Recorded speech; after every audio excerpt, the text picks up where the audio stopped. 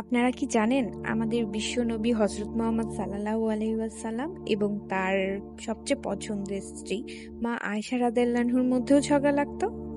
তাদের একটা মিষ্টি ঝগড়ার কাহিনী আজকে আমি আপনাদের সঙ্গে শেয়ার করব। একদিন হজরত মোহাম্মদ সাল্লাল্লাহু আলাইহি ওয়াসাল্লাম এবং তার সবচেয়ে পছন্দের স্ত্রী মা আয়েশা রাদিয়াল্লাহুর মধ্যে ছোট্ট একটা বিষয় নিয়ে ঝগড়া লাগে। এই দিক হজরত মোহাম্মদ সাল্লাল্লাহু আলাইহি ওয়াসাল্লামও অনেক বেশি রাগান্বিত, মা আয়েশা রাদিয়াল্লাহু সেই রাগান্বিত। দুইজন দুই দিক মুখ ঘুরিয়ে বসে আছে। এমতো অবস্থায় হজরত মোহাম্মদ সাল্লাল্লাহু আলাইহি ওয়াসাল্লাম মা আয়েশা রাদিয়াল্লাহুকে বললেন, রাখো আয়েশা, অনেক তো ঝগড়া হলো, এখন নাও মীমাংসা করি। তখন মা আয়েশা রাদিয়াল্লাহু বললেন, আচ্ছা ঠিক আছে, মীমাংসা করি।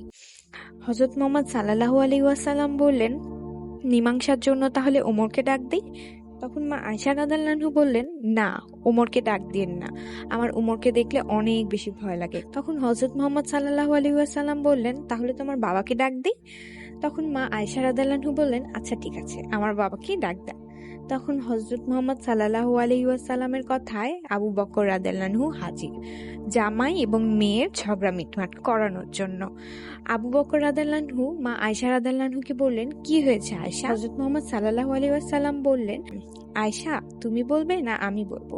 তখন মা আয়েশা রাদিয়াল্লাহু বললেন, আপনিই বলেন, যা হয়েছে তাই কিন্তু বলবেন, মিথ্যা কথা যেন বলবেন না।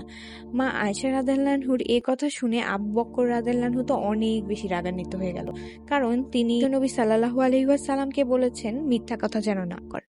মিথ্যা কথা কি কখনো বিশ্বনবীর মুখ দিয়ে বের হতে পারে? রাদিয়াল্লাহুর এই কথা শুনে আবু বকর রাদিয়াল্লাহু অনেক বেশি রাগান্বিত হলেন এবং মা আয়েশা রাদিয়াল্লাহুকে একটা কষে থাপ্পড় মেরে দিলেন।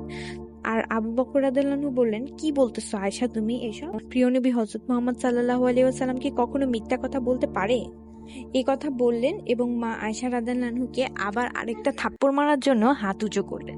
তখন মা আয়েশা রাদিয়াল্লাহু ভয়ে আমাদের প্রিয় নবী হযরত মুহাম্মদ সাল্লাল্লাহু আলাইহি ওয়াসাল্লাম তার স্বামীর পিছে গিয়ে লুকালেন। তার লুকানো দেখে হযরত মুহাম্মদ সাল্লাল্লাহু আলাইহি ওয়াসাল্লাম হেসে উঠে বললেন, দেখলে আয়েশা, আমি কিন্তু তোমাকে বাঁচালাম। তার এই কথা শুনে, তার স্বামীর এই কথা শুনে আয়েশা রাদিয়াল্লাহু অনেক বেশি লজ্জা পেয়ে গেলেন এবং তারা দুজনই হাসা শুরু করে দিলেন একে অপরকে দেখে।